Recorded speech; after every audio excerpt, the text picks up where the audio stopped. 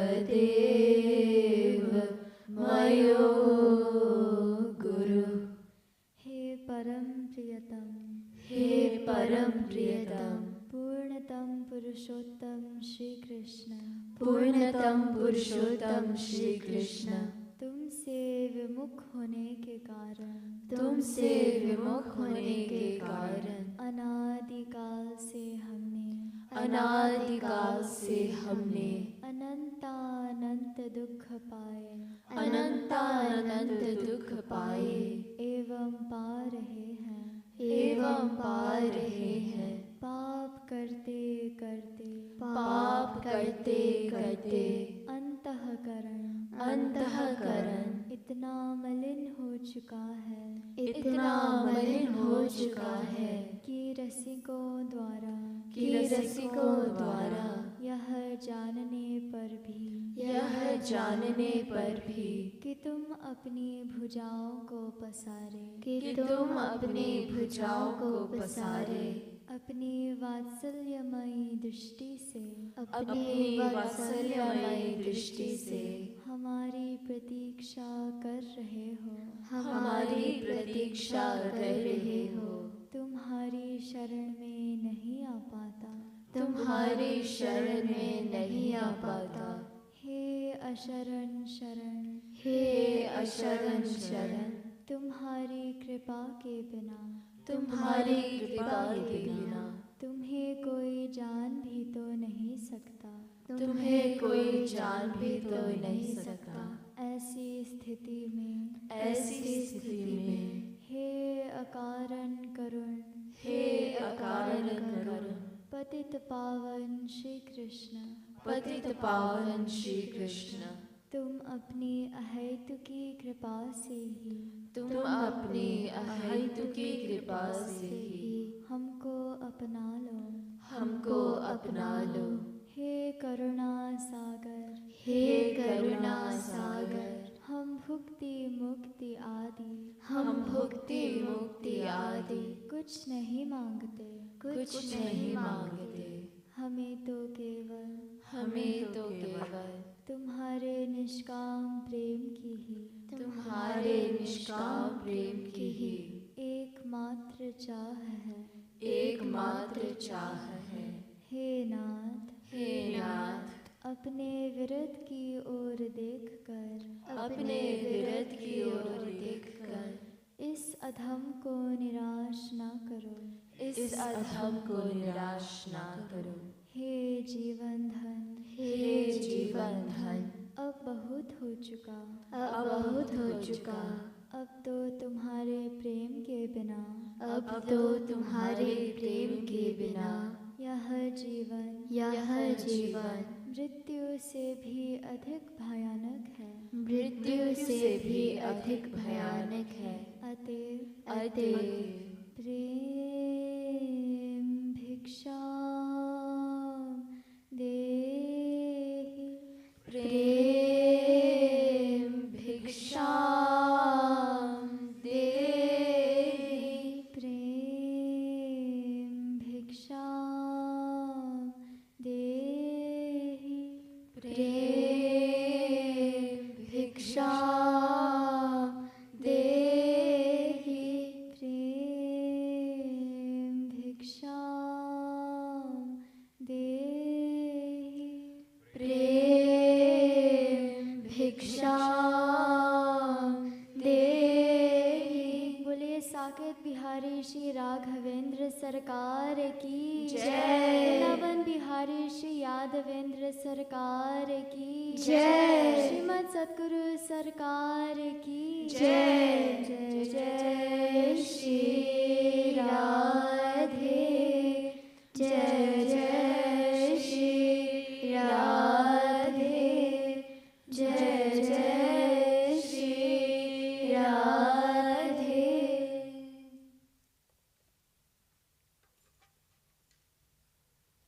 Please stand.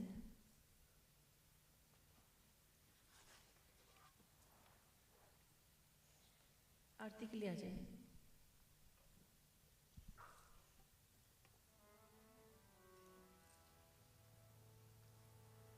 जयति जगद्गुरु गुरुवर की गाओ मेरे आरती रसिकवर की गाओ गाओ मेरे आरती रसिकवर की गुरुवर नखमणि चंद्रिका प्रकाश जागे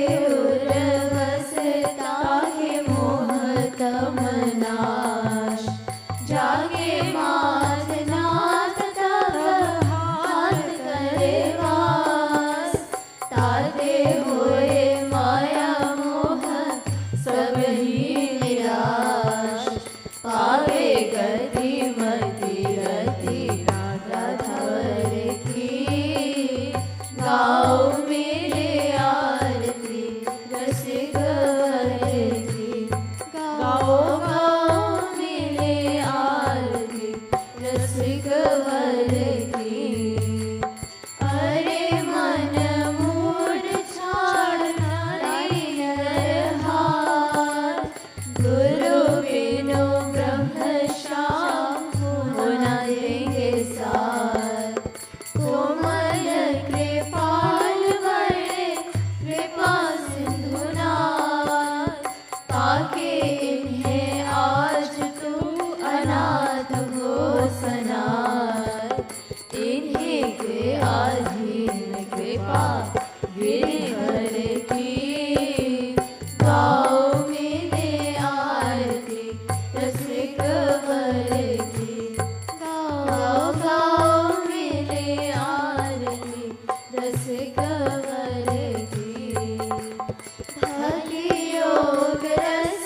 अवतार अभिराम करे निगमागम समन्वय राम श्यामा श्याम नाम रूप लीला गुण धाम बाट रहे प्रेम निष्काम बिनु दाम हो रही सकल काया नारी नर की गाओ मेरे आरती रसिकवर की गाओ गाओ मेरे आरती रसिकवर की लली लाल लीला का सलोना सुविलास छाया दिव्य दृष्टि बिच प्रेम का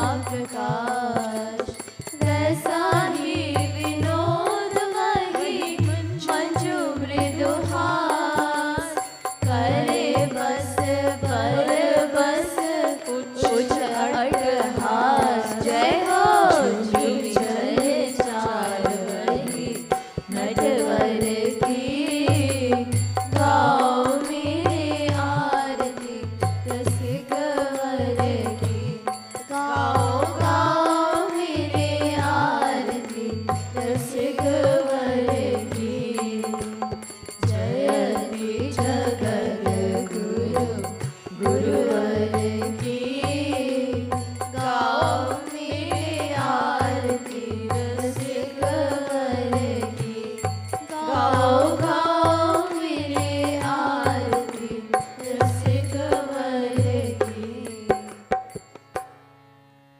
मत प्रेयान राधिका प्रेयान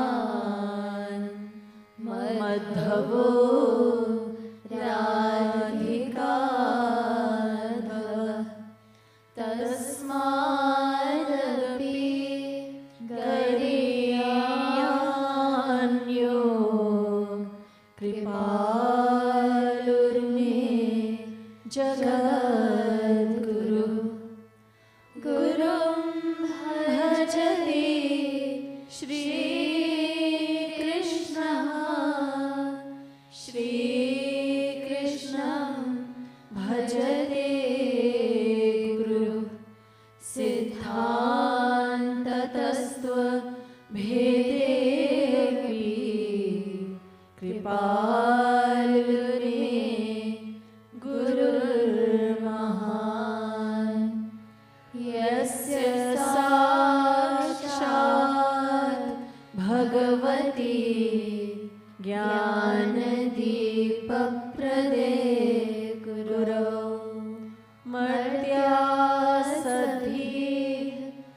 तं तस्य सर्वं कुञ्जरशौचवत् एष वै भगवान् साक्षात् प्रधान पुरुषेश्वरः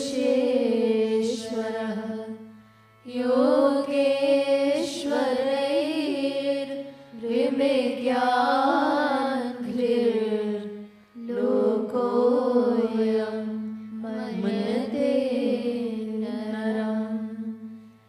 यमुना निकटतटस्थित वृन्दावन कानने महारम्ये कल्पद्रुमतलभूमौ चरणं चरणौ परिस्थाप्य तिष्ठन्तं घननीलं स्वतेजसा भासयन्तमिह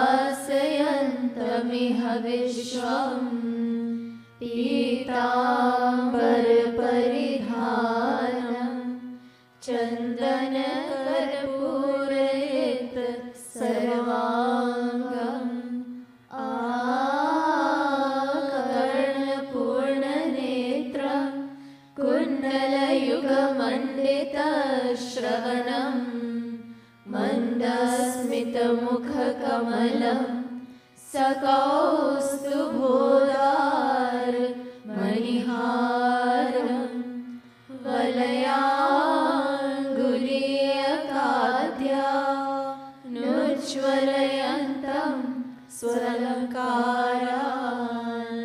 गलविलुलितवनमालं स्वतेजसा पास्तकलिकालं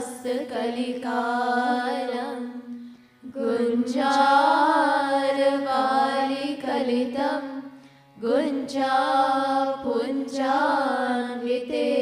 शिरसि भुञ्जानं सह गोपैः कुञ्जान्तर्वर्तिनं नमत। मन्दारपुष्पवासित मन्दानिलसेवित परानन्दं मन्दाकिनीयुतपदं नमत महानन्ददं महापुरुषं सुरभिकृतदिग्वलयं सुरभिशतैरावृतः परितः सुरभिक्षपनमहा सुरभीमं यादवं नमत। अशरण शरण महाप्रभो तुम स्वामी हम दास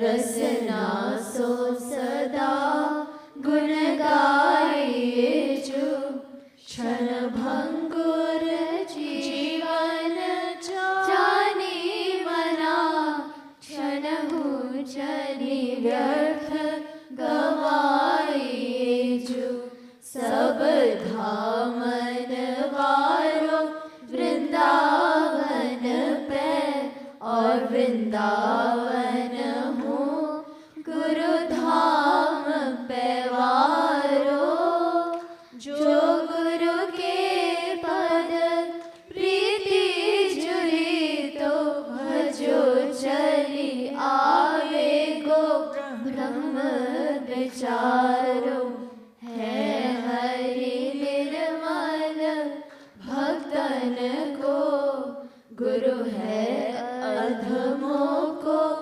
उदाहरण हारो, औरन को गुरु हो या न हो, गुरु मेरो कृपालु सुभाग हमारो, औरन को गुरु हो या न हो, गुरु मेरो कृपालु सुभाग हमारो।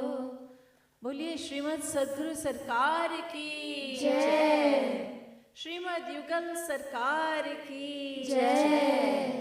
जय जय श्री राधे, जय जय श्री राधे, जय जय श्री राधे।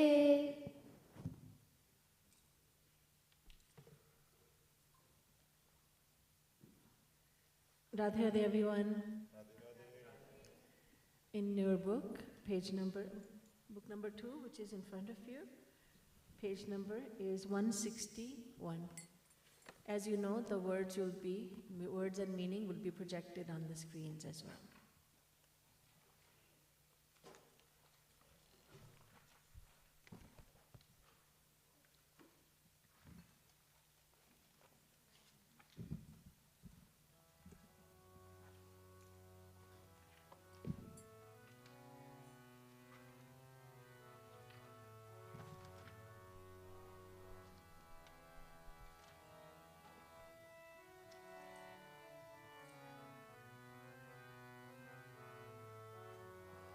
नीको लागे मोको तो दिव्य ब्रज धाम, नीको लागे मोको तो दिव्य ब्रज धाम, नीको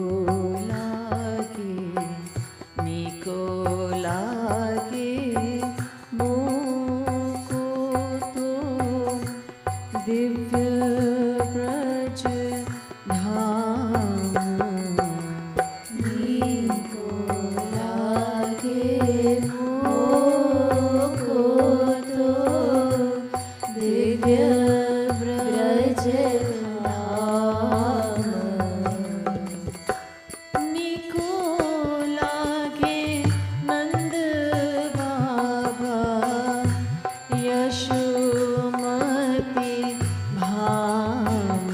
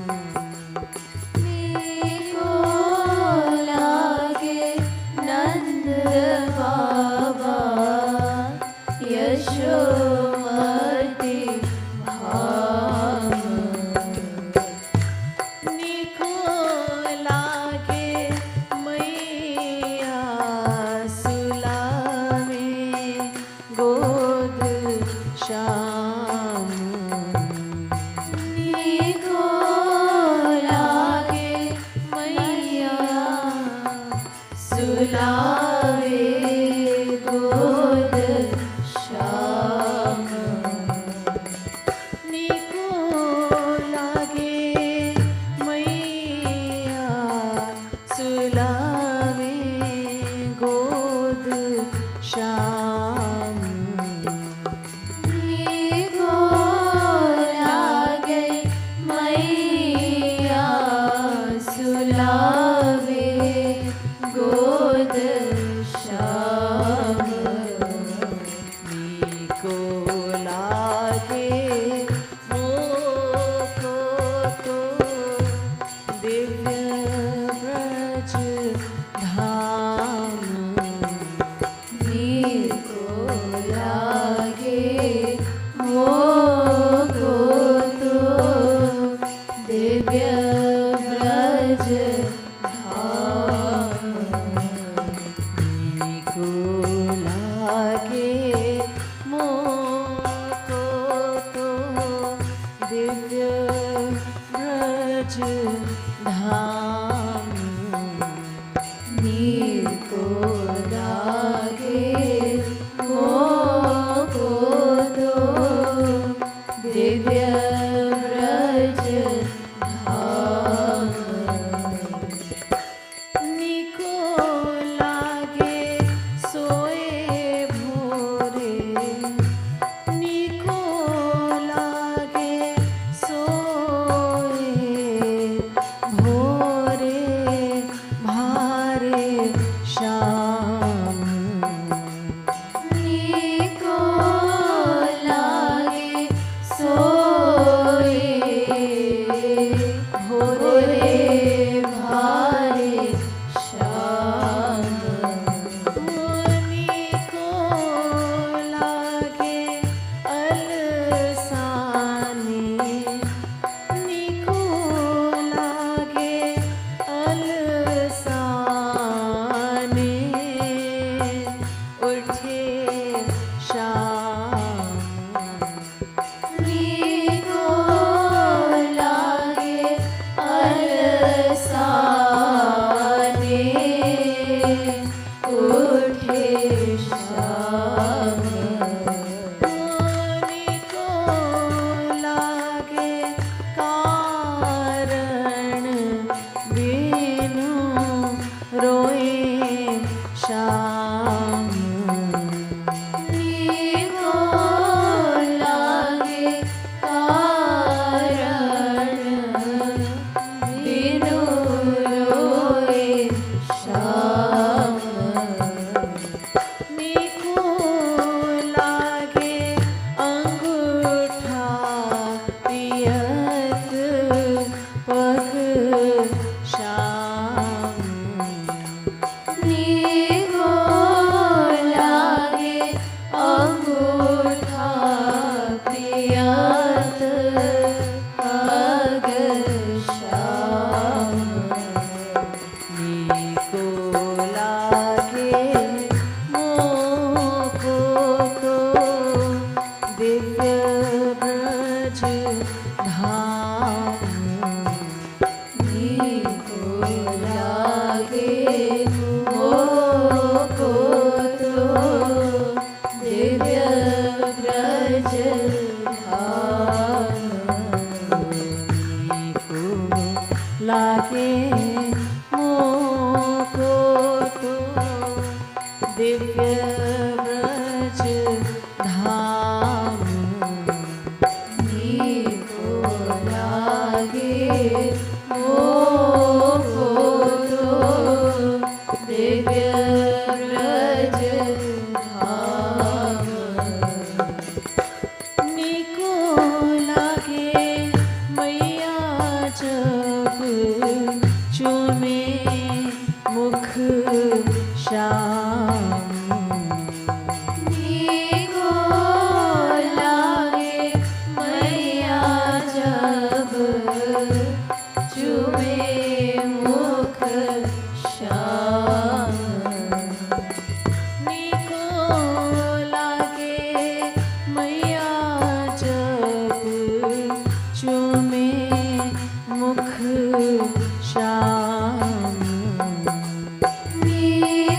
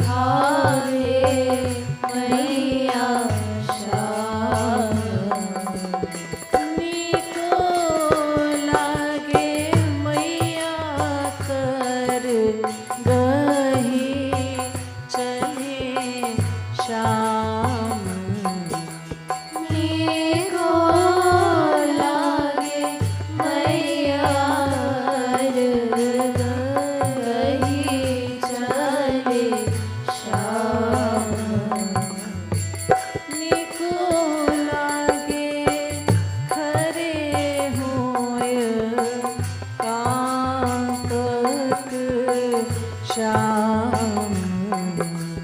नीको लागे खड़े हुए कांपत श्याम। नीको लागे मोको तो दिव्य ब्रज धाम। नीको लागे मोको तो दिव्य ब्रज धाम। नीको लागे चलत चलत गिरे श्याम। नीको लागे चलत चलत गिरे श्याम। नीको लागे आए बाएं साए गाए श्याम। नीको लागे आए भाए साए गाए श्याम। नीको लागे तो करी बोलनी श्याम। नीको लागे तो तरी बोलनी श्याम। नीको लागे रोटी को लोटी कहे श्याम। नीको लागे रोटी को लोटी कहे श्याम। नीको लागे दाल को तो ताल कहे श्याम। नीको लागे दाल को तो ताल कहे श्याम। नीको लागे भात को पात कहे श्याम। नीको लागे भात को पात कहे श्याम। नीको लागे मोको तो दिव्य ब्रज धाम। नीको लागे मोको तो दिव्य ब्रज धाम। नीको लागे मोको तो दिव्य ब्रज धाम। नीको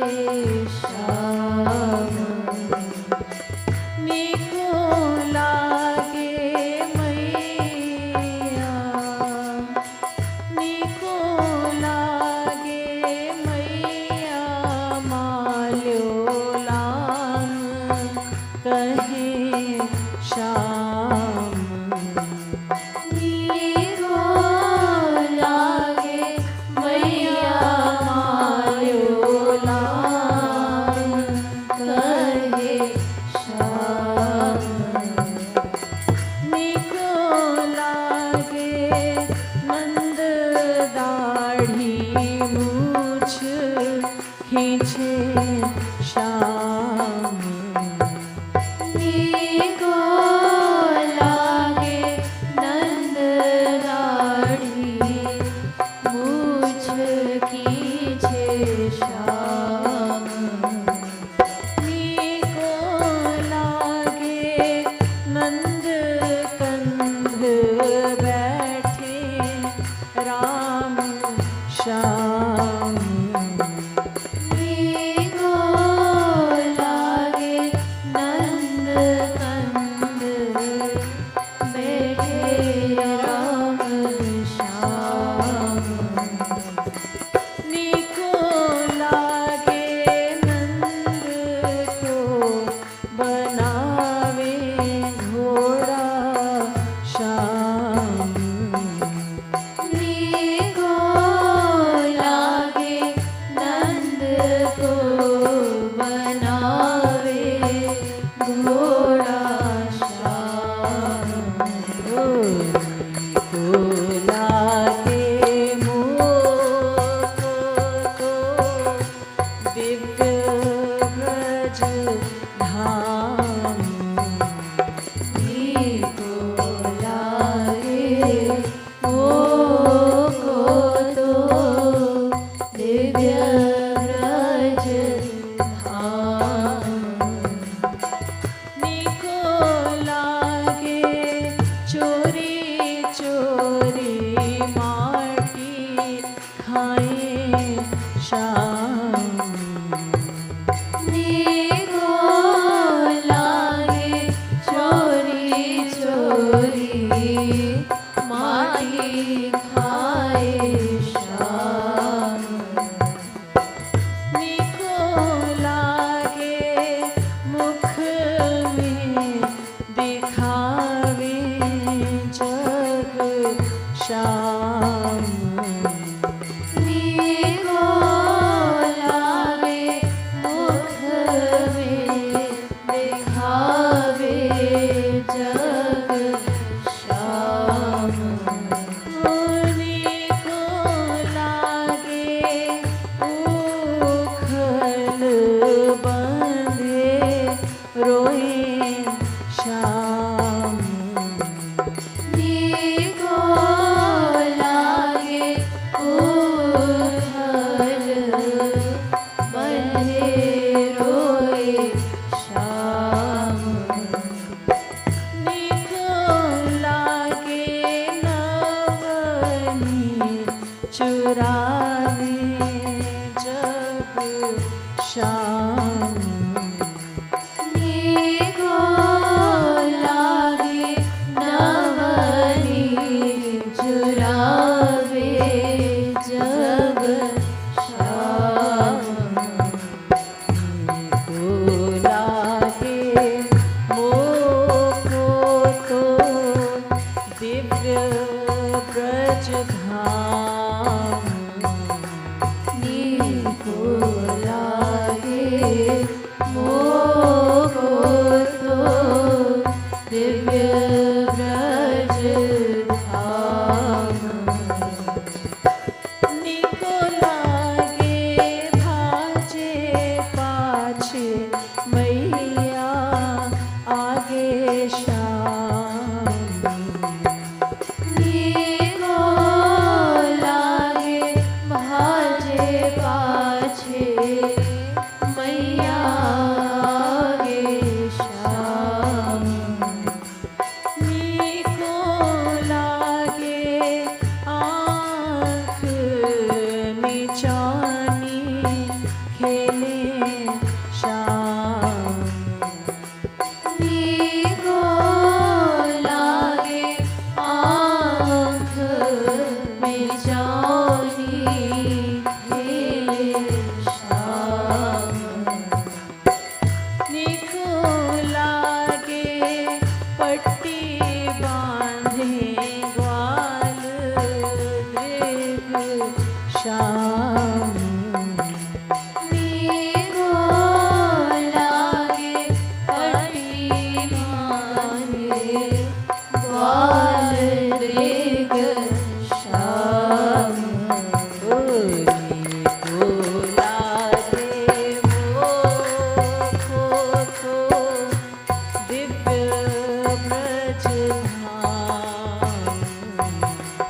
नीको लागे मोको तो दिव्य ब्रज धाम।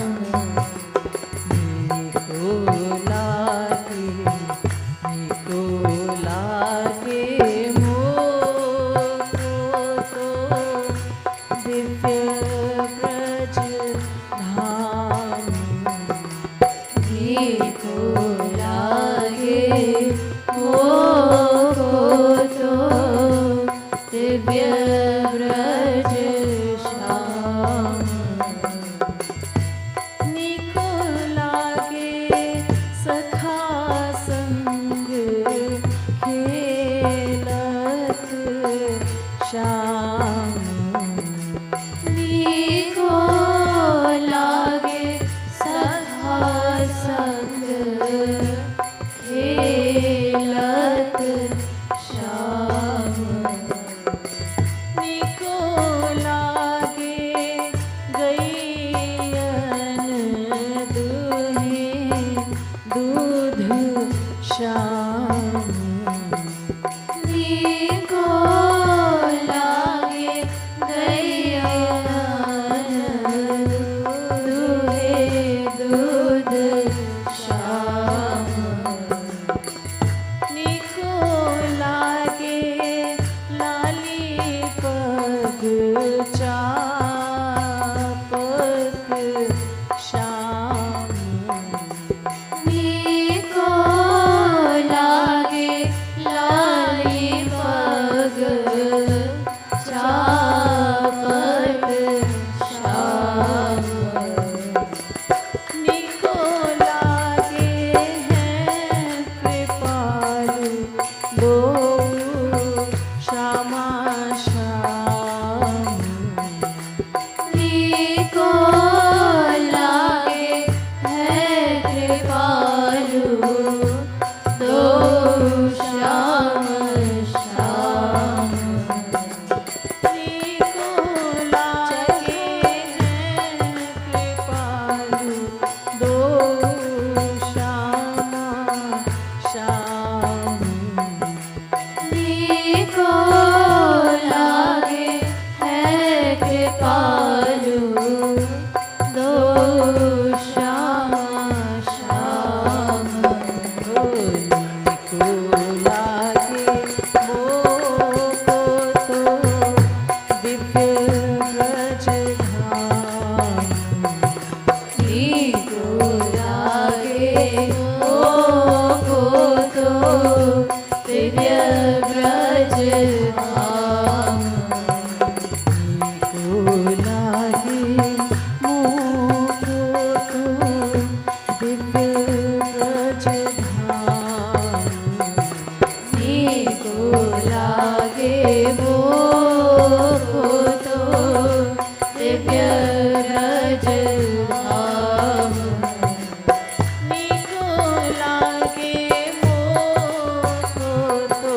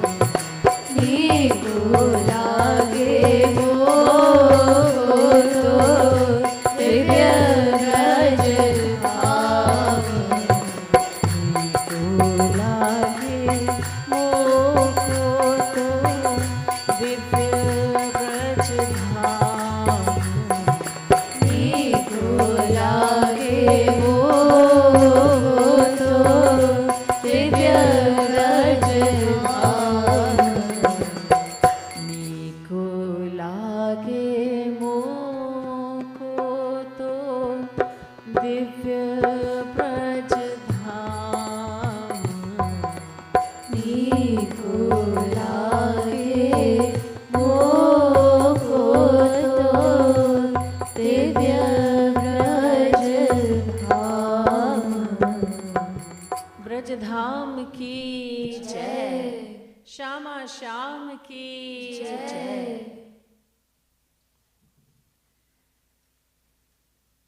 Page number is 133, 133, 133.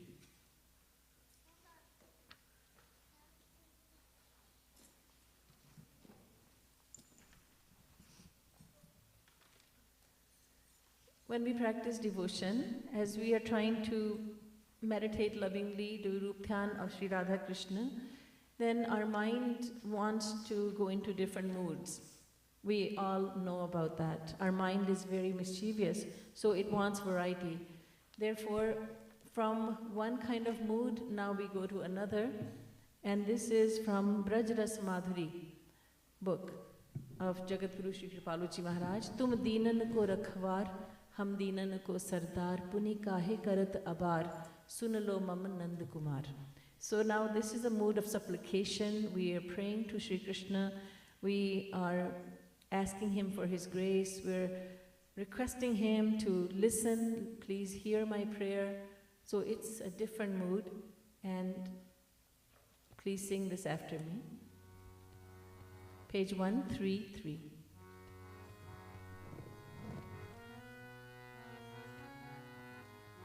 तुम दीनन को रखवार, हम दीनन को सरदार, पुनि काहे करत अबार, सुन लो मम नंद कुमार।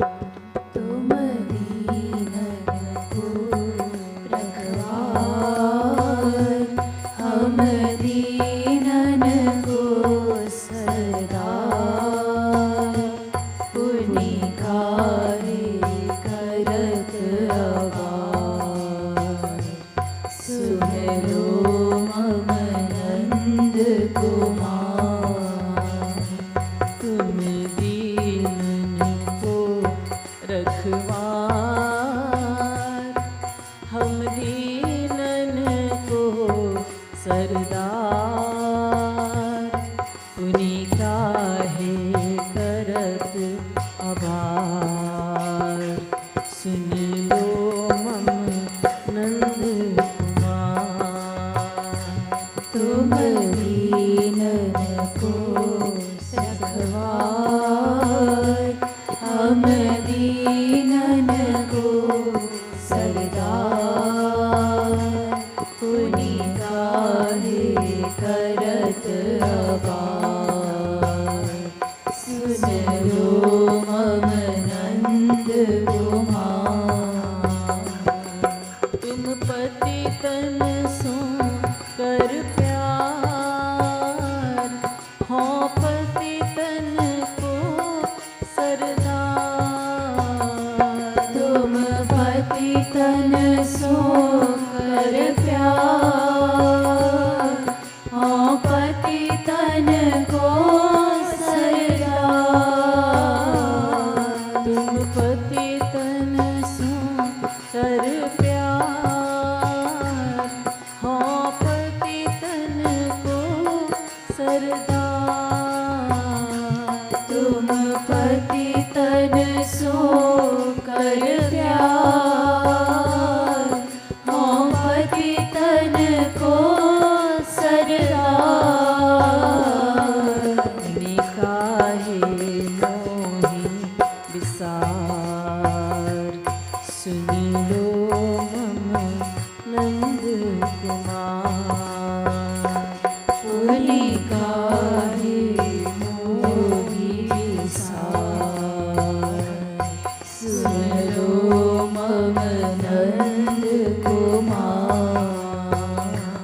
पुनि काहे मोहि विसार, सुन लो मम नंद कुमार।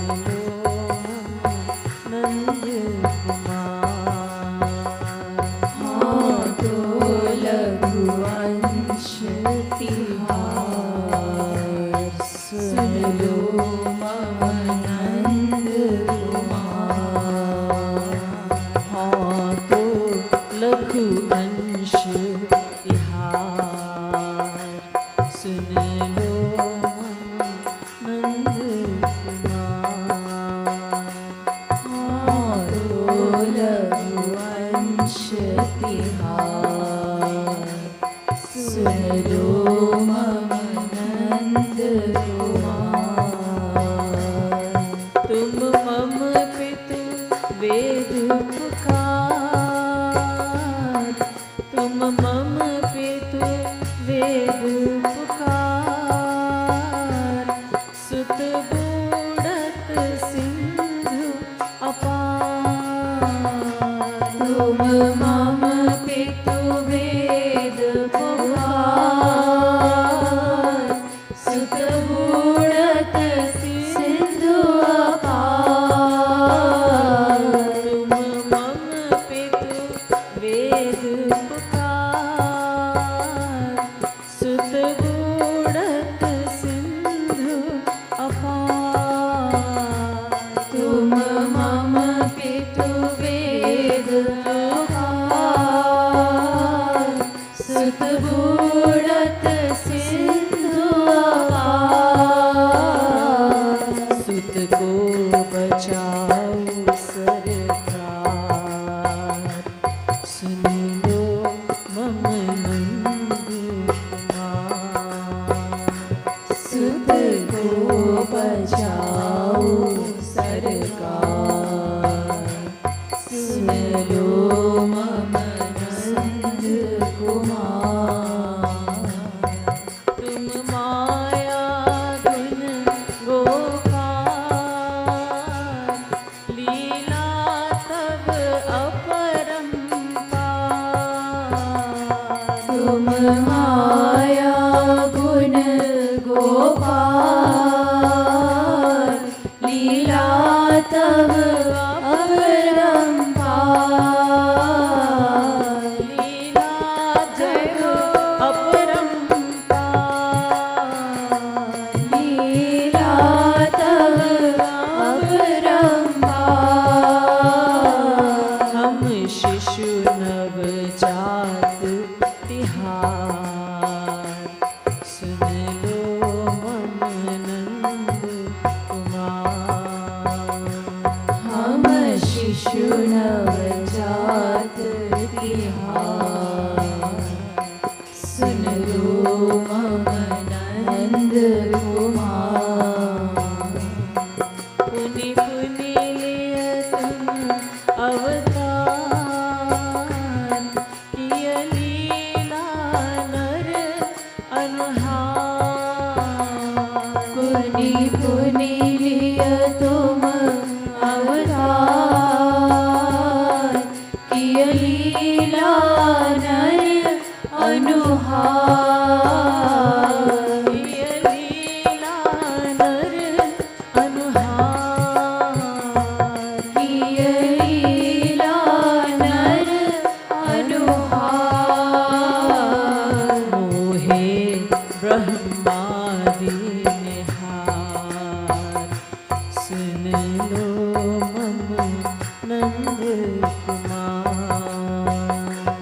मोहे ब्रह्मादि निहार, सुन लो मम नंद कुमार। तुम दीनन को रखवार, हम दीनन को सरदार।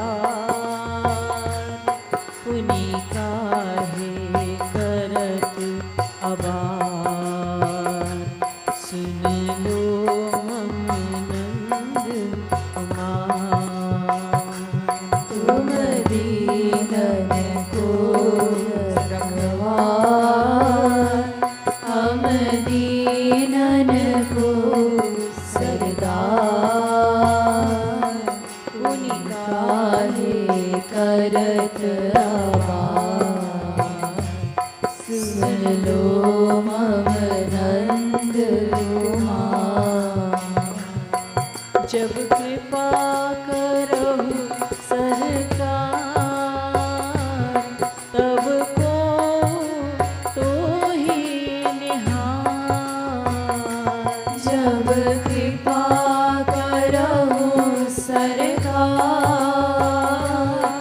तब को तो ही निहार। तब माने तब हो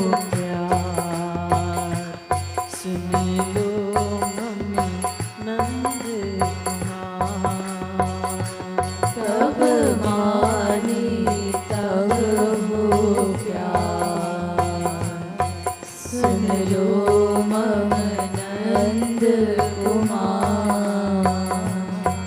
तब माया शक्ति अपार, तब माया शक्ति अपार, वाने किय बंटा ढार। तब माया शक्ति अपार, वाने किय बंटा ढार। तब माया शक्ति अपार, वाने किय बंटा ढार। तब माया शक्ति अपार, वाने किय बंटा ढार। याते हों तो ही विसार, सुन लो मम नंद कुमार। याते हों तो ही विसार, सुन लो मम नंद कुमार। याते हों तो ही विसार, सुन लो मम नंद कुमार।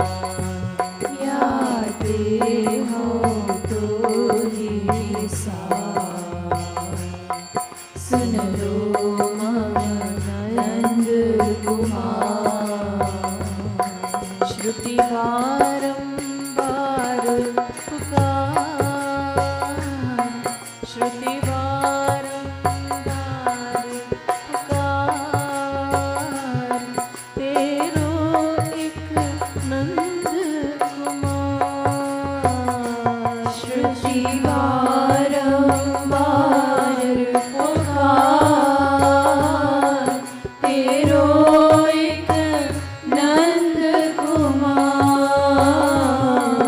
तेरो एक नंद कुमार, तेरो एक नंद कुमार। श्रुति बारंबार पुकार, तेरो एक नंद कुमार। श्रुति बारंबार पुकार, तेरो एक नंद कुमार। मानत नहीं मन हठ धार, सुन लो कृपाल सरकार। मानत नहीं मन हठ धार, सुन लो कृपालु सरकार।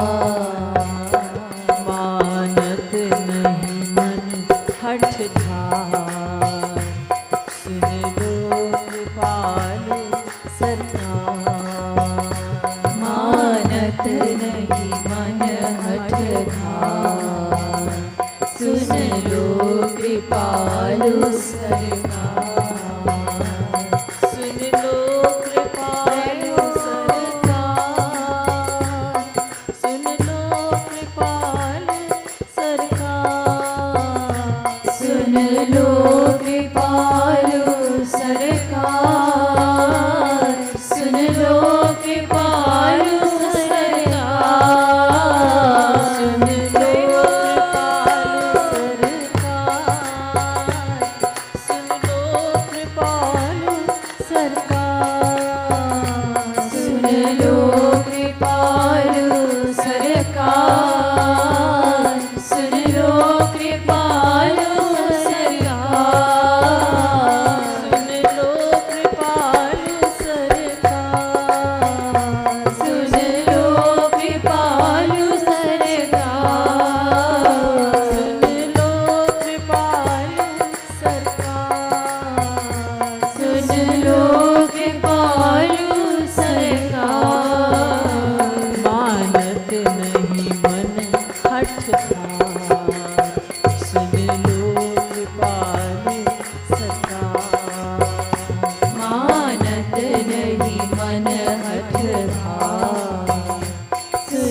लो कृपालु सरकार। तुम दीनन को रखवार, हम दीनन को सरदार, पुनि काहे करत आवार, सुन लो हम नंद कुमार। तुम दीनन को रखवार, हम दीनन को सरदार, पुनि काहे करत आवार, सुन लो मम नंद कुमार। सुन लो मम नंद कुमार। सुन लो मम नंद कुमार। बोलिए दयामय सरकार की जय।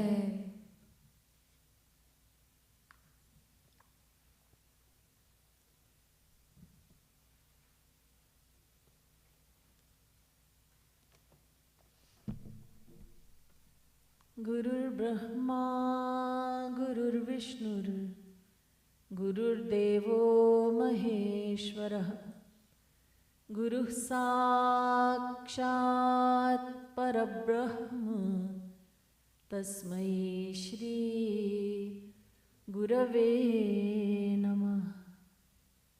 तस्मै श्री गुरवे नमः। तस्मै श्री गुरवे नमः।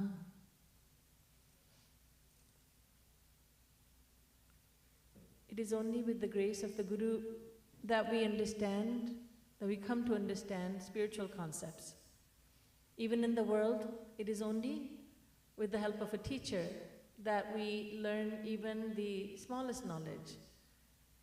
Knowledge of the alphabet, knowledge of basic math, 1 to 3, addition, subtraction, division, multiplication.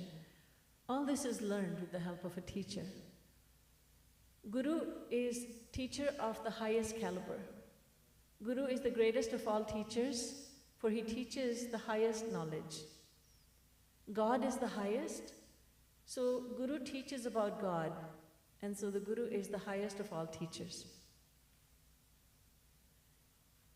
In Hinduism, in Sanatan Vedic Dharma, Guru is revered even before God. Guru is held in such a high position that he is considered to be above God. Not from any other purpose, but from our point of view of teaching us about God. God does not teach us about himself. God sends his pure representative, and that pure representative is known as Sant. In English we call that a saint.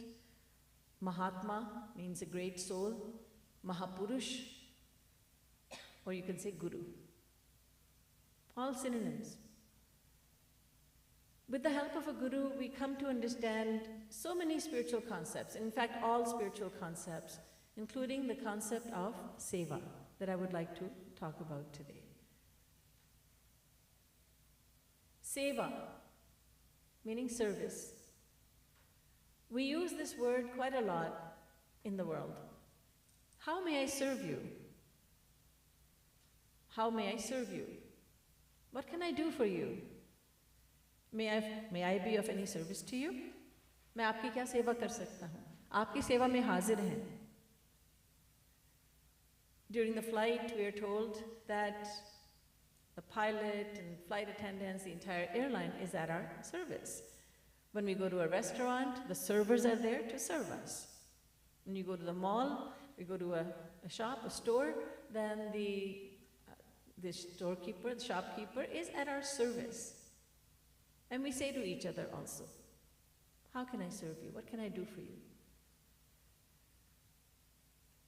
The service or seva that we see happening in the world, it has a selfish motive behind it. There's always an expectation. Now, you cannot get on a flight where they're going to serve you without paying money to get that service. And the more you pay, the better the service, right? There's economy service, there's business class service, and in many cases there's first class service. So the more you pay, the better service you get. That's the kind of service we get in the world. You pay for that. So it's not really service. It's not, I should say, it's not selfless. The spiritual concept of seva is that which is done without any expectation. So in the world, there's no unselfish seva. A father says to his son, look, if you don't serve me, if you don't come to me and ask me how I'm doing, if you don't take me to my doctor's appointments, if you don't do anything for me, that I am going to cut you out of my will. So the son serves his father with an expectation that he will inherit his father's wealth. The wife serves her husband, the husband serves his wife, parents serve their children, children serve their parents.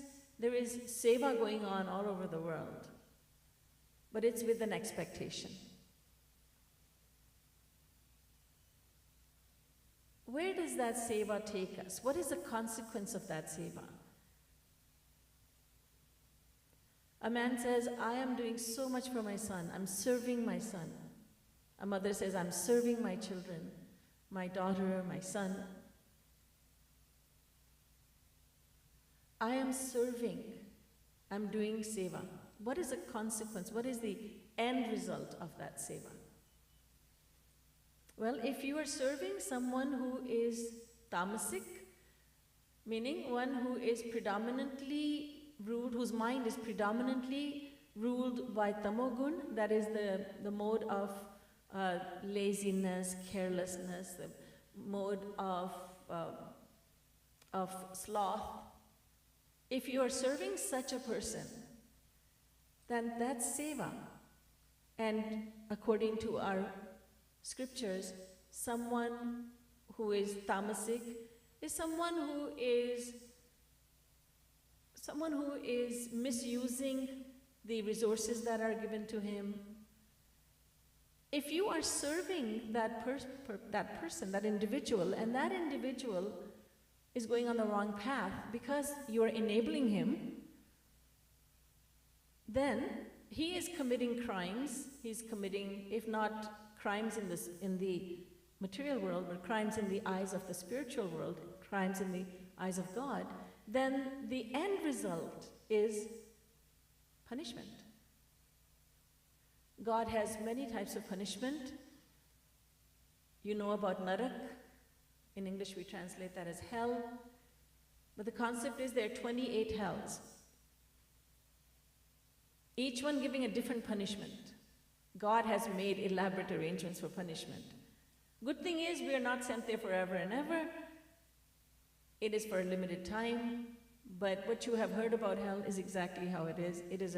It is an undesirable place to be. It is not something that we should aspire towards. But what if we are unknowingly striving towards it? We should know. So serving someone who is a tamoguni, someone, you give him money and he buys a gun with it, he shoots someone, he's committing murder, he has committed murder. So he is definitely going to pay for his sins, for this sin, because avashyameva bhoktavyam kritam karma shubhashubham. Every action bears fruit. For every action there is a reaction. He will be suffering due to the crime he has committed, but you have enabled him, so you are also guilty. If you are serving someone who is a rajoguni, whose mind is predominantly rajasic, he is a worldly sort of a person. He is a mixture of good and bad. He's not totally bad, he's not so bad, he's not a murderer, he's not a thief, he's not a robber, he's an ordinary worldly fellow. Then the end result, the consequence, the reaction of that action, of serving such a person is that you will once again come back to this world in different forms of life. There are 8.4 million different species. They're all forms of life. So many different varieties of plants, flowers, insects, birds, animals, even devtas are a yoni. They're form of life in the celestial abode, Swargalok. And one form of life, the most desirable one, is a human form that we have been blessed with. So one who is serving someone who is more Rajoguni, Rajasic, ruled predominantly by Rajogun, the mode of worldly desires and passions, then he is going to come back to this world in different forms of life. Someone who is serving an individual who is sattvic, one whose mind is predominantly ruled by sattvagun, the mode of goodness, he is what we would call a good fellow, a good person, a good woman, good man. He is helpful, he doesn't get angry very quickly, he's very calm, very helpful, compassionate. By serving such a person, are we rewarded? Well, if you call Swargalok, the celestial abode, a reward, then definitely yes. But our scriptures tell us that Swargalok, which is wrongly translated as heaven, it's a celestial abode, Swargalok, where there are a lot of pleasures, but they are the pleasures of Maya, and they are for a limited time. Swarg is also not forever and ever. Not like the kingdom of God, where you go and you're there forever. Swarg, celestial abode, then you end up in celestial abode. And our scriptures say that only the foolish ones aspire towards Swargalok, and the very foolish ones end up going there. Because Swargahu swalpa ant dukhdai. Eventually, by going to Swarg, you're going to have to come out of Swarg, then you are put back onto this material earth in different forms of life. हम लोग सोचते हैं स्वर्ग बहुत बढ़िया चीज़ है और हम लोग लिखते हैं कहते हैं कि हमारे स्वर्गवासी नानी जी स्वर्गवासी पिताजी स्वर्गवासी स्वर्ग में रह रहे हैं तो वेद कहते हैं कि अरे तुम तो उनकी निंदा कर रहे हो हम कहते हैं निंदा कैसे स्वर्गवासी हैं वो अरे पता है स्वर्ग क्या है स्वर्ग महामूर्खों के लिए है वेदयन्ते प्रमूढ़ाः जो अति मूर्ख हैं वो स्वर्ग में जाते हैं हमें स्वर्ग में नहीं भेजना उनको हमें तो हम ये चाहते हैं हम ये चाहना चाहिए कि जो हमारे प्रियजन हैं मृत्यु के पश्चात वो भगवान के लोक में गए हैं कम से कम बैकुंठवासी तो बोल देना चाहिए और बहुत रिस्पेक्ट देनी है तो उनको गोलोकवासी बोलिए तो so if you serve someone who is sattvic then the end result is that you end up in Swargalok. And that is very difficult to get in this Kali Yuga, in the age that we are living in, the age of Kali. But in a nutshell, what I've shared with you, that's something to know, something to keep in mind about Seva. Who are you serving? You're spending your resources, you are spending your time, you are spending your effort. Who are you serving? It's important to know. Because many people do a lot of service to their family members, and even, of course, to society, to their country. But mainly, most of the people are serving their family members because the attachment is there. So a young man says, he thinks, well, my father is very wealthy. He's going to leave me all this money. The father has told him, Beta, this is all yours. We're going to leave this world, so this is all yours. You are our one and only. So the young man has become very lazy, very careless. He throws his money around. He knows there's plenty of money. And as a result of that, he gets into bad company. He starts committing crimes. He starts doing the wrong things. Now the father is being very, very merciful to the child, outwardly, but he is doing his child the greatest disservice. Jagat Guru Shri Kripaluji Maharaj, my Gurudev and Guru to many of you and Guru to so many in the world, he used to say, are you doing your child a favor or have you become his enemy? How did you earn your money? I worked hard. Let him work hard also. Educate him, educate your children. Enable them to work hard, enable them to earn a living. Don't give them everything. Paka paka mat de do, taki wo alsi ram ban jaye. So there's a lot of seva being done in the world, but we don't perhaps realize what the consequence of that seva, the service is. Now there is spiritual service. We usually use the word seva to mean serving God, serving the Guru, serving the divine ones.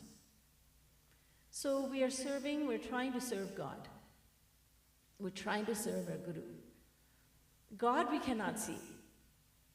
Although Prabhu Vyapak Sarvatra Samana, Ramayana says God is everywhere, present everywhere, equally.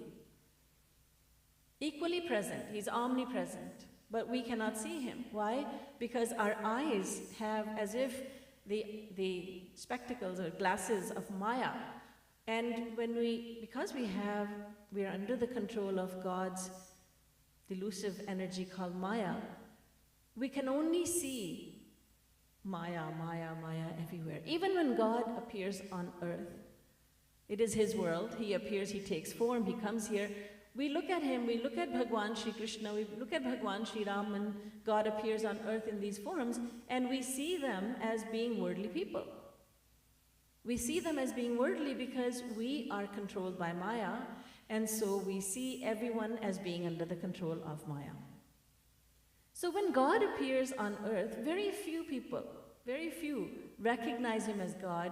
The rest of us, we dismiss Him as just an ordinary person. Or even worse. How do we serve God? God says, look, you can serve me by serving the Guru. I'm sending my pure representative on earth. Serve him. And by serving him, you have served me. So let's say that you are serving your Guru. You have the good sense to serve your Guru. Now let's talk about this seva. I'm serving my Guru. Now there are 3 levels of this seva. A-class seva is when the disciple is serving the Guru without the Guru telling him to serve. When you serve without being asked, that is the most wonderful seva. A-class seva. When we say to someone, let me know if you need anything. Have you ever said that? Yes. Have you ever heard that from anyone else? Yes. I'm hearing it all the time. Let me know if you need anything. But sometimes we can figure out what the other person needs. We can figure out what the Guru needs us to do. We can figure it out. Because of the philosophy, we can figure out what the Guru would like us to do, what kind of service the Guru would like us to do. That is A-class seva. But if you say, well, I'm not all-knowing, I don't know what my Guru wants me to do, then there's second class, B-class seva. And that is, the Guru says, I want you to do this. And there are no doubts in the mind. There are no questions in the mind that my Guru has kept this person close to him, and to me he is saying, go thousands of miles away from me and serve over there, do seva over there. Why does he not keep me in the ashram? Why does he not keep me with him? Why am I getting this seva and that person is getting another seva? That is such a nicer seva. Shri Maharaj is not, Jagat Guru Shri Kripaluji Maharaj is not physically present in the world. I'm talking about now when he was here, and many people wanted to come and live in the main ashram, Mangar, Shri Maharaj's birthplace. And Shri Maharaj would say, if you want to come and live here, then there's one condition. And that is that you will do the seva that I ask you to do. And he would often give the seva that the person didn't want to do. Let's say you don't like washing big pots and pans. And you're thinking, I pray to you, I pray to God, oh my God, I hope I don't get the seva of washing the big bartan, big pots and pans. And the Guru, knowing your desire, he would say, I want you to do the seva of washing big pots and pans. Because seva should not be done according to your desire. The seva must be done according to the Guru's desire, according to God's desire. Tat sukha sukhitvam narad bhakti darshan. Maharaji, I want to come live in the ashram, but I don't want you to give me, I don't want the seva. I don't want you to say, oh, I want you to go with one of my pracharaks and go around and help him, help her. I don't want that seva. And Maharaji, knowing that person's heart, would say, well, I want you to go with my preaching disciple and go here and there and help her out. So I want you to do the seva that I want you to do, not the seva that you want to do. That is selfless seva. Put your interest aside. Oh, I should tell you about this. There's a young lady who's in touch with me, and she ended up living in Mangar. She became ashramvasi, and she said, I'm very interested in reading, studying, and so I want to do that kind of seva. I want to be in the bookshop, I want to be in the library. I want to have a seva where I can read the lectures, transcribed lectures of Shri Maharaji. And Maharaji gave her a totally different seva, where she had to write out receipts. She's not reading, she's writing now. She's writing receipts in the office. And I said, be patient. That is the best seva for you. That is the best seva for you. But fast forward a couple of years, then Shri Maharaji said, I want you to go and help in the library that is being set up. So he knew what she wanted. But it was important for her to do selfless seva. In the beginning, she was in the office writing receipts. Ultimately, she got the seva that she was interested in. But when we serve, we must put our interest aside. It is so important to serve Guru. Why is it so important? Well, what is it that we really want? Let's ask ourselves this question. What is it that I want? What do I want? The highly intelligent one, the very knowledgeable one will say, I want the grace of God. I want the grace of God. I want a human form of life once again. Because I am on a journey. I have not attained God yet, and I know I'll be born again and again, but I want to be at least born in the human form of life. I want to be born in a country where I can get the Vedic knowledge. I want to be born in Sanatan Vedic Dharma. I want to have access to this formidable knowledge that tells me about the Atma and Paramatma, the soul and the Supreme Soul. The Vedas and Upanishads, they tell me about where the soul lives in the heart, tells me so much about the soul, how to control my mind. I want to have the access to the same knowledge that I have in this life. I want to be born in a family of devotees, because that family will encourage me. Automatically I'll be encouraged to follow the godly path. I want that grace of God. All right, that's wishful thinking. I wish for this. Now, for this wish to come true, what do we have to do? What do I have to do to make this wish come true? What do the scriptures tell us? Our scriptures tell us that to attain the grace of God, the best thing to do, the quickest way to attain the grace of God is to serve a divine guru, a divine teacher, a divine guru who has surrendered fully to God, and God has now given him unlimited knowledge, and now he also has unlimited happiness. Anant Gyan, Anant Anand. That is a guru. One who has gone beyond Maya. One who now belongs to God. One who has all the properties of God. By serving such a guru, you will attain the grace of God. So say the scriptures. And they also tell us that as is God, so is the guru. Yatha veshas Yatha gurus tathaiveshe, yathaiveshas tatha guru. The Upanishads, in other words, the Vedas tell us that just as you regard God, so must you regard the Guru. Many people think, why should I adore a human being in the same way as I adore God? That's not possible for me. That's not right. It's not right. It's sinful. It is true that it is sinful to worship a human as God, but what if God has come in the human form? What if God has sent his pure representative, Guru, who looks like a human to us, but there's nothing ordinary about him. He's not a mere mortal. For that matter, God himself comes in the form of Ram and Krishna when they're here. Today we have their murtis in the mandir, but when they came to earth, they looked like humans to us. God will come in the human form. So, our scriptures tell us, just as is God, so is the Guru. So by serving the Guru, we are serving God. But we must make sure it is a true Guru. Because in this day and age, there are more Gurus than disciples, you know. You're aware of that. There are more Gurus than there are disciples.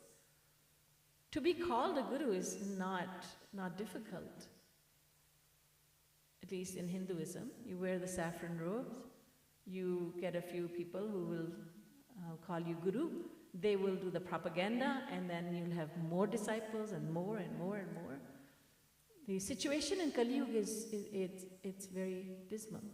However, someone who wants a true Guru will never be misguided, because God will not allow him to be misguided. God will guide him to the true Guru. Someone who cries out to God and says, I want to know you. Countless lives have passed, and I have yet to know you. I have yet to see you. I have yet to feed you with my own hands. You are my one and only. Tvameva mata cha pita tvameva. Tvameva bandhuscha sakha tvameva. Tvameva vidya dravinam tvameva. Tvameva sarvam mama deva deva. You are my only mother, my only father, my only brother, my only friend, my only wealth, my only knowledge. You are my one and only, and yet you're playing hide and seek with me.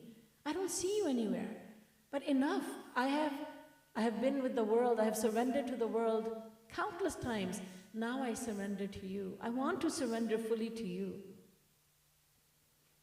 God will say, then I will send my Guru. I will send a Guru to you. And with God's grace, then we end up recognizing that Guru. In this day and age, in this age of Kali, the worst of the 4 ages, it's very difficult to even have a desire for a Guru. And a lot of people desire a Guru because they think जरा अच्छा होता है गुरु होता है ना जीवन में मुश्किल आती है तो हम कहते हैं गुरु जी आशीर्वाद दे दीजिए तो अपना हाथ हमारे सिर पे रखते हैं और सब कुछ ठीक हो जाता है कभी नौकरी हमारी चली गई तो गुरु जी के पास जाएंगे गुरु जी हमारी नौकरी चली गई गुरु जी कहेंगे अरे अरे ये कैसे मैं तुम्हें आशीर्वाद देता हूँ तुम्हें और बढ़िया नौकरी मिलेगी बहुत से लोग कहते हैं गुरु रखना थोड़ा अच्छा होता है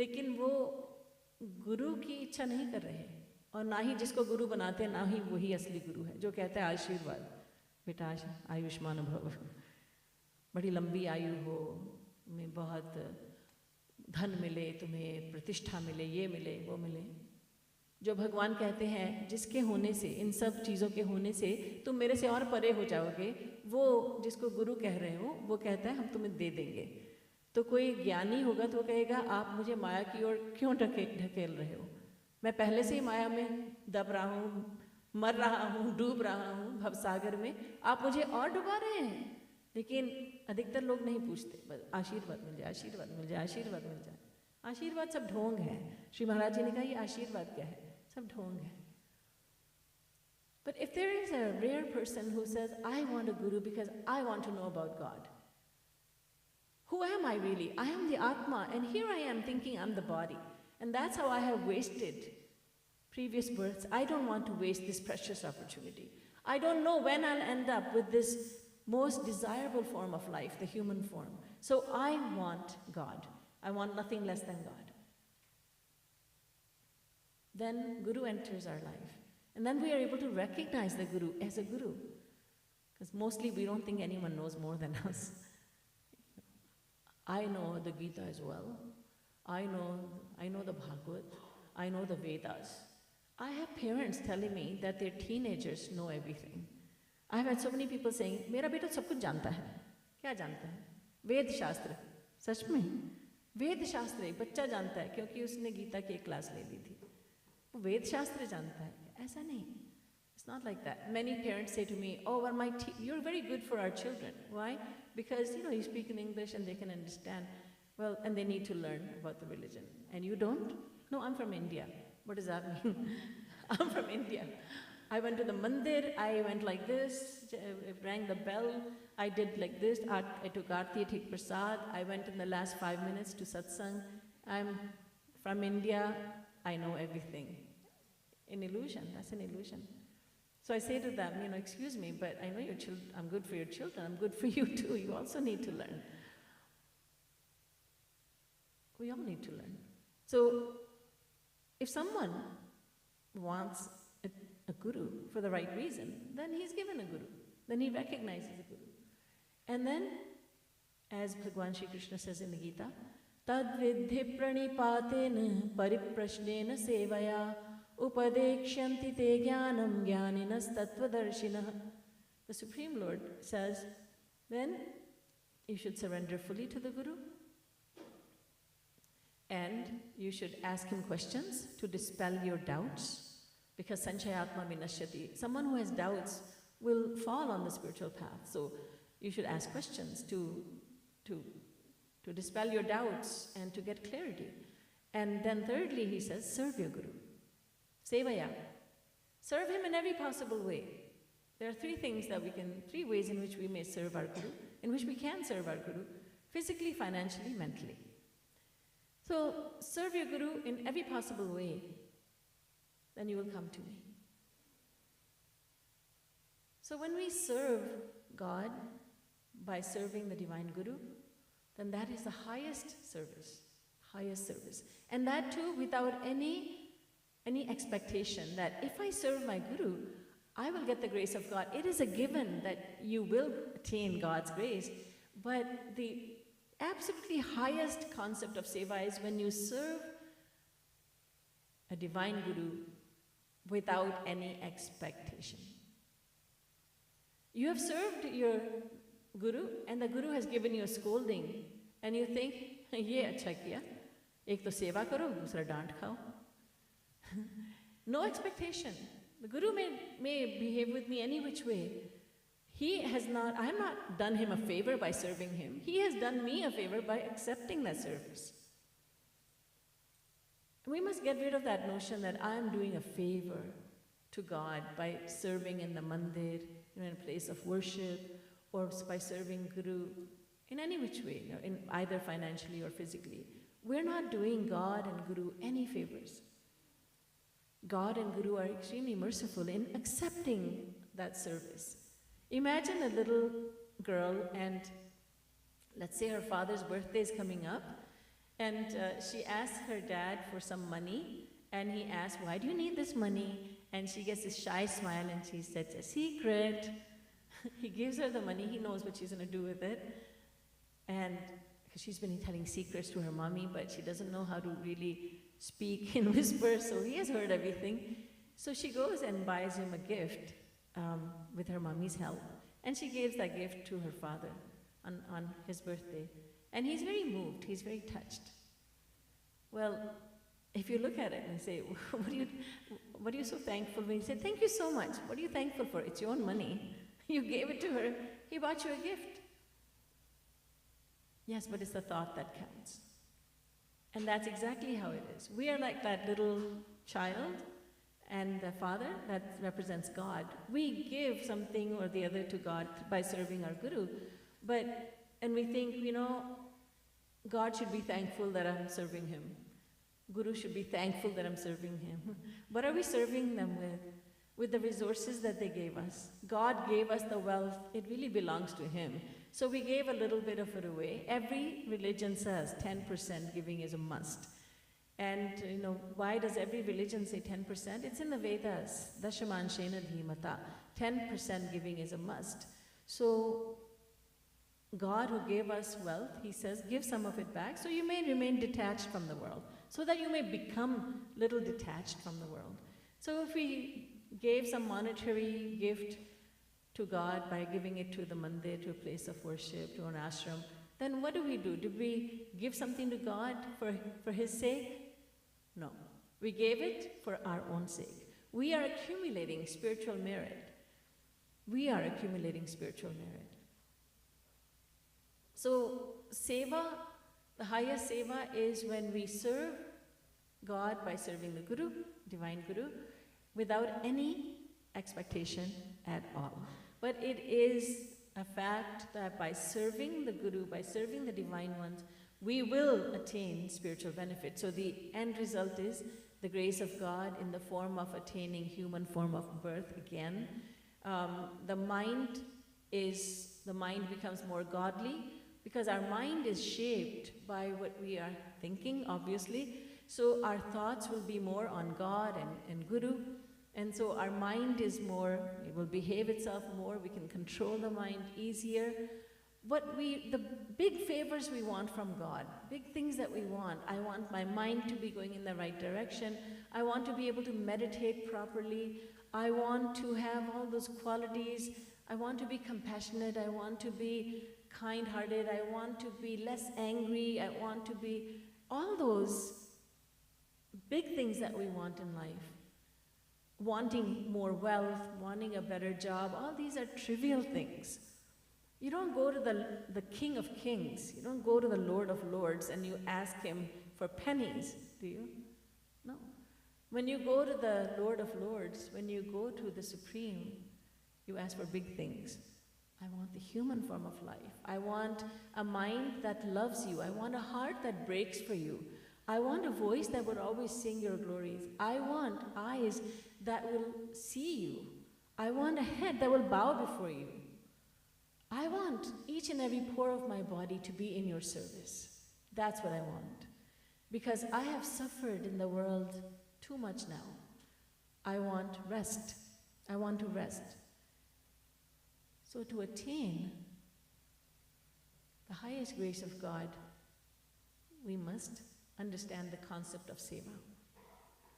And to attain the highest, we must serve the highest also.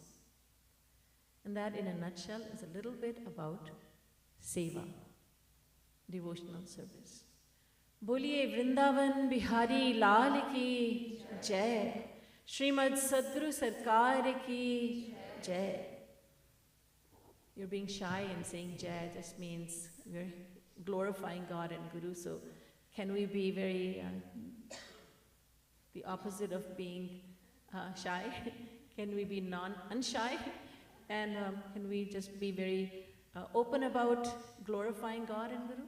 Can we? Boliye Vrindavan Bihari Lal ki Jai, Srimad Sadguru Sarkar ki Jai.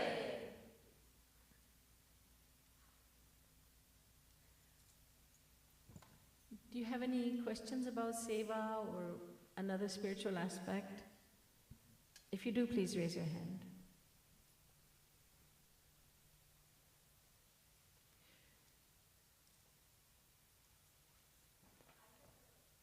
Oh, yes.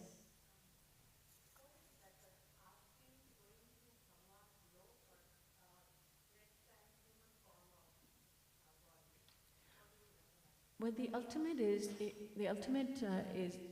to ask for is, I want to be in your kingdom. I want to go to your abode. Bhagwan ke lok mein jana. That is the ultimate.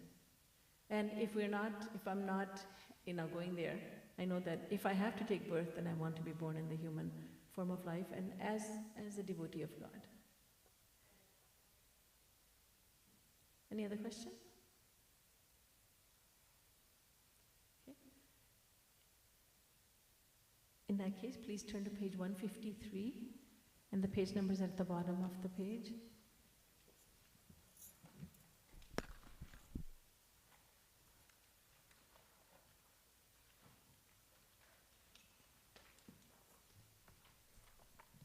Ras Barsane Vari, Pyari Barsane Vari.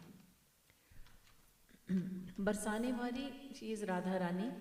Radha and Krishna being one, because God is only one, but the female form is Radha, male form is Krishna. So the divine princess of Barsana, that is Radha Rani, the divine mother, showers nectar of divine love on one and all.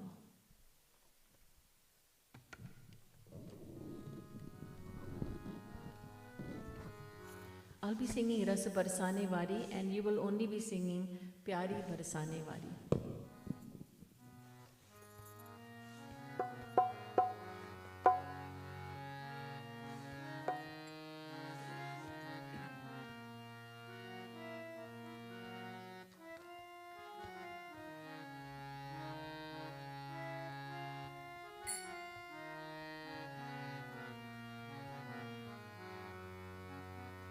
By singing bhajans and kirtans, we can communicate better with God because music and beautiful words attract our mind, and this is why we do kirtan and bhajan.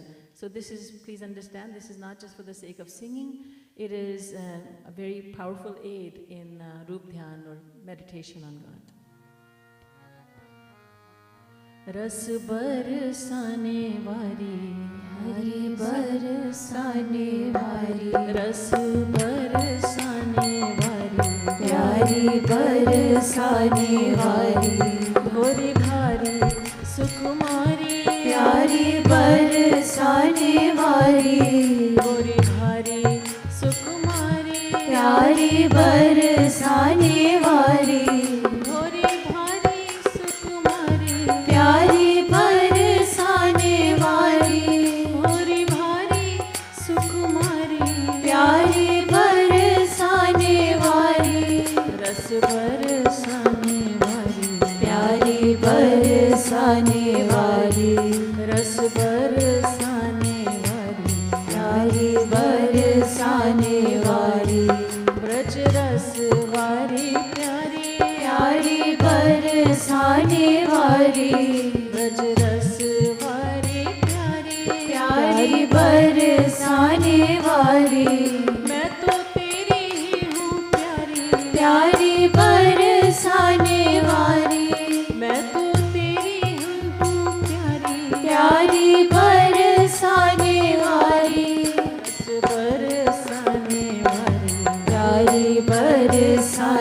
वाली, रस बरसाने वाली, प्यारी बरसाने वाली, तू ही तो है मेरी प्यारी, प्यारी बरसाने वाली, तू ही तो है मेरी प्यारी, प्यारी बरसाने वाली, तेरी सेवा मांगू प्यारी, प्यारी बरसाने वाली, तेरी सेवा मांगू प्यारी, प्यारी बरसाने वाली, रस बरसाने वाली, प्यारी बरसाने वाली, रस बरसाने वाली, प्यारी बरसाने वाली, रसिकन धन प्यारी, प्यारी बरसाने वाली, रसिकन धन प्यारी, प्यारी बरसाने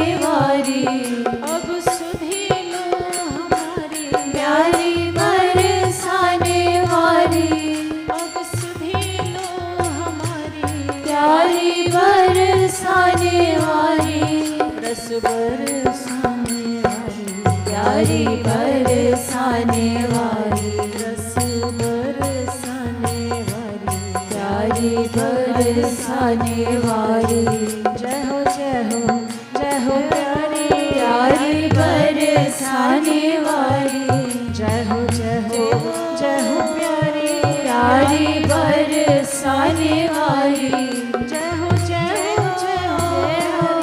प्यारी बरसाने वाली, जय हो प्यारी, प्यारी बरसाने वाली, रस बरसाने वाली, प्यारी बरसाने वाली, रस बरसाने वाली, प्यारी बरसाने वाली, मैं तो शरण तिहारी, प्यारी बरसाने वाली, मैं तो शरण तिहारी, प्यारी बरसाने वाली, मैं तो शरण तिहारी, प्यारी बरसाने वाली, मैं तो शरण तिहारी, प्यारी बरसाने वाली, अपनी बना ले प्यारी, प्यारी बरसाने वाली, अपनी बना ले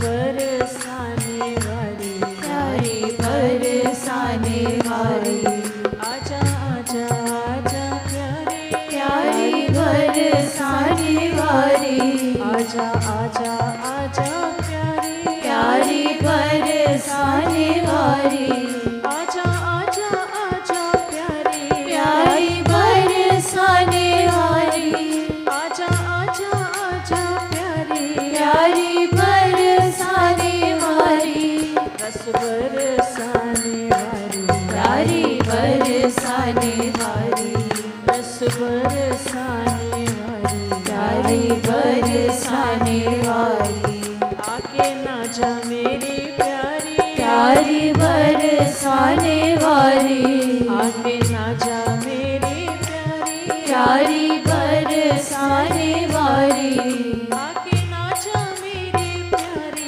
प्यारी बरसाने वाली, आके ना जा मेरी प्यारी, प्यारी बरसाने वाली, बरसाने वाली, प्यारी बरसाने वाली, रस बरसाने वाली, प्यारी बरसाने वाली, दे दे गोपी प्रेम प्यारी, प्यारी बरसाने वाली, दे दे गोपी प्रेम प्यारी, प्यारी बरसाने वाली, दे दे गोपी प्रेम प्यारी, प्यारी बरसाने वाली, दे दे गोपी प्रेम प्यारी, प्यारी बरसाने वाली, रस बरसाने वाली, प्यारी बरसाने वाली, प्यारी बरसाने वाली, प्यारी बरसाने वाली, कृपालु अति प्यारी, प्यारी बरसाने वाली, कृपालु अति प्यारी, प्यारी बरसाने वाली, कृपालु अति प्यारी, प्यारी बरसाने वाली, कृपालु अति प्यारी, प्यारी बरसाने वाली, बरसाने वाली, प्यारी बरसाने वाली, रस बरसाने वाली, प्यारी बरसाने वाली, रस बरसाने वाली, प्यारी बरसाने वाली, रस बरसाने वाली, प्यारी बरसाने वाली, रस बरसाने वाली, प्यारी बरसाने वाली, रस बरसाने वाली, प्यारी बरसाने वाली, रस बरसाने वाली, प्यारी बरसाने वाली, रस बरसाने वाली, प्यारी बरसाने वाली, रस बरसाने वाली, प्यारी बरसाने वाली, रस बरसाने वाली, प्यारी बरसाने वाली, रस बरसाने वाली, प्यारी बरसाने वाली, रस बरसाने वाली, प्यारी बरसाने वाली, बरसाने वाली, प्यारी बरसाने वाली, कृपालु अति प्यारी, प्यारी बरसाने वाली, कृपालु अति प्यारी, प्यारी बरसाने वाली, कृपालु अति प्यारी, प्यारी बरसाने वाली, कृपालु अति प्यारी, प्यारी बरसाने वाली, बरसाने वाली,